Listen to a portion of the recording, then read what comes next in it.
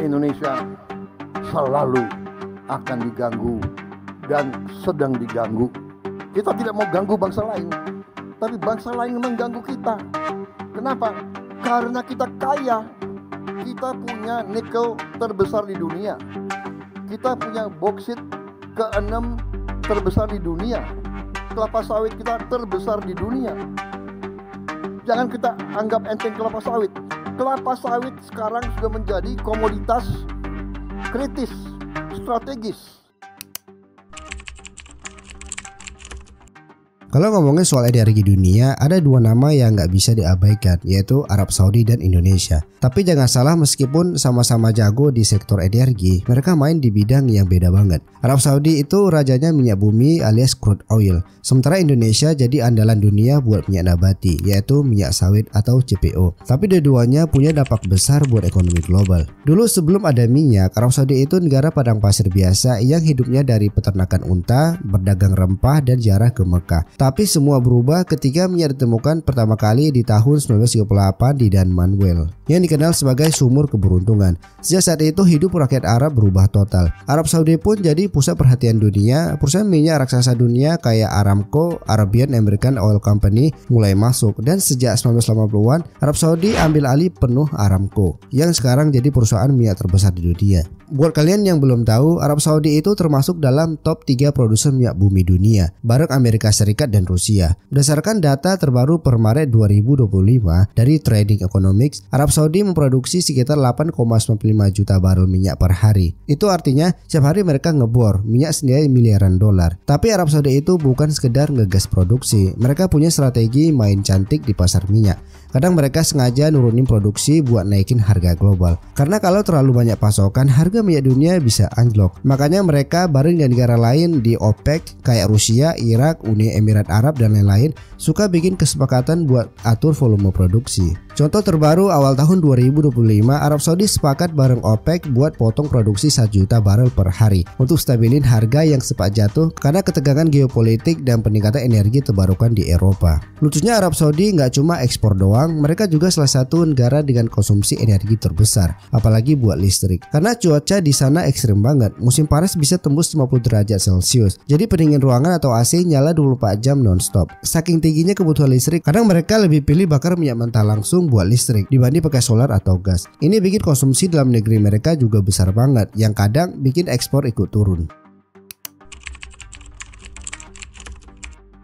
Tapi mereka tahu nggak bisa selamanya bergantung sama minyak. Dunia udah makin berubah. Mobil listrik makin banyak, tenaga surya dan angin makin murah, dan negara-negara barat pun mulai ninggalin bahan bakar fosil demi energi bersih. Makanya Arab Saudi bikin program besar namanya Vision 2030.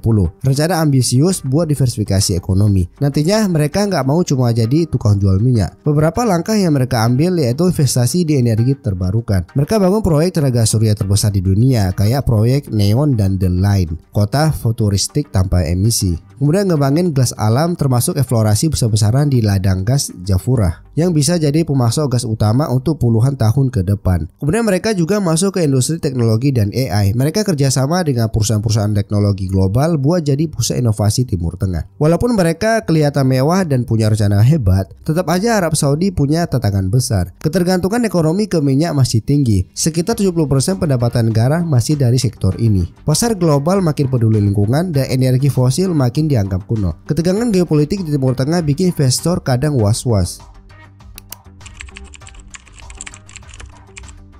Kalau Arab Saudi punya minyak bumi sebagai andalan, Indonesia juga nggak kalah hebat. Kita punya yang namanya minyak sawit atau dalam bahasa kerennya crude palm oil atau CPO. Mungkin buat sebagian orang minyak sawit cuma dikenal buat goreng tempe dan goreng tahu. Tapi di balik itu minyak sawit itu punya peran besar banget, bukan cuma buat ekonomi Indonesia, tapi juga buat kebutuhan dunia. Sampai sekarang Indonesia masih jadi produsen dan eksportir minyak sawit terbesar di dunia. Bayangin aja, menurut data dari Gabungan Pengusaha Kelapa Sawit Indonesia, produksi sawit Indonesia tahun 2024 mencapai sekitar 48,16 juta ton. Kalau ditambah dengan produksi minyak inti sawit, totalnya jadi sekitar 52,76 juta ton. Artinya hampir setengah dari pasokan minyak sawit di dunia itu datang dari perkebunan sawit Indonesia, dari Aceh sampai Papua. Di negara seperti India, Cina, Pakistan, dan bahkan beberapa negara Eropa dan Amerika sangat bergantung pada pasokan sawit dari Indonesia. Bukan cuma buat minyak goreng, tapi juga buat bahan kosmetik, sabun, margarin, coklat, es, sampai biofuel. Jadi pantas aja Indonesia dibilang raja minyak nabati dunia. Meskipun kita punya produksi segede itu, ekspor kita di tahun 2024 justru mengalami penurunan. Ekspor minyak sawit Indonesia turun jadi 29,5 juta ton dibanding tahun 2023 yang mencapai 32,2 juta ton. Kenapa bisa turun? Ada beberapa alasan logisnya. Yang pertama, permintaan global lagi turun. Beberapa negara tujuan ekspor kita kayak India dan Tiongkok lagi mengatur ulang pasokan minyak nabati mereka, termasuk nyari alternatif dari bunga matahari dan kedelai. Negara seperti Amerika Serikat sempat memperlakukan tarif atau hambatan dagang buat produk sawit dari Indonesia. Alhasil harga jual di pasar luar jadi kurang bersaing. Meskipun ekspor turun, bukan berarti minyak sawit Indonesia jadi numpuk di tangki. Justru sekarang konsumsi dalam negeri meningkat tajam, khususnya buat biodiesel. Pemerintah Indonesia sejak beberapa tahun terakhir udah gencar banget mendorong penggunaan bahan bakar nabati. Tahun 2024, program B35 atau solar dicampur 30% biodiesel dari sawit berhasil menyerap 11,45 juta ton minyak sawit untuk kebutuhan bahan bakar dalam negeri. Angka ini naik 7,51% dibanding tahun sebelumnya. Jadi sawit nggak cuma buat goreng tahu tempe doang, tapi juga bisa buat bahan bakar kendaraan. Bahkan rencananya program ini bakal ditingkatkan ke B40 atau B50 di masa depan. Artinya makin banyak sawit terserap buat kebutuhan energi nasional. Ini jadi strategi jitu buat mengurangi ketergantungan kita sama solar impor, sekaligus mengurangi tekanan emisi karbon. Satu lagi yang patut dibanggain adalah hilirisasi industri sawit. Selama ini kita cuma ekspor CPO mentah, tapi sekarang pemerintah dan pengusaha mulai serius bikin produk turunan dari sawit. Contohnya biodiesel dan bioafter buat transportasi dan aviasi, sorbitol dan gliserin buat industri farmasi dan kosmetik. Dengan mengolah CPO jadi produk jadi atau setengah jadi, nilai ekonominya bisa naik berkali-kali lipat. Jadi kita nggak cuma jadi negara tukang ekspor bahan mentah doang, tapi mulai naik kelas jadi produsen produk jadi yang bisa bersaing di pasar global. Kalau kita lihat secara global, minyak bumi dan minyak sawit itu punya peran penting dalam ekonomi dunia. Tapi dua-duanya juga sering jadi bahan perdebatan soal lingkungan, harga, hingga politik internasional. Arab Saudi itu bisa dibilang punya remote kontrolnya harga minyak dunia, karena mereka anggota utama OPEC, kelompok dengan negara penghasil minyak yang sering mengatur pasokan minyak supaya harganya stabil atau kadang malah sengaja dinaikkan. Kalau Arab Saudi bilang mau potong produksi, harga minyak bisa langsung melonjak. Tapi di sisi lain, dunia sekarang lagi gencar banget ke arah energi hijau. Negara-negara barat kayak Amerika dan Uni Eropa udah mulai ninggalin energi fosil dan beralih ke tenaga surya, angin, dan listrik. Gimana kalau minyak udah nggak laku lagi? Makanya mereka bikin program Vision 2030.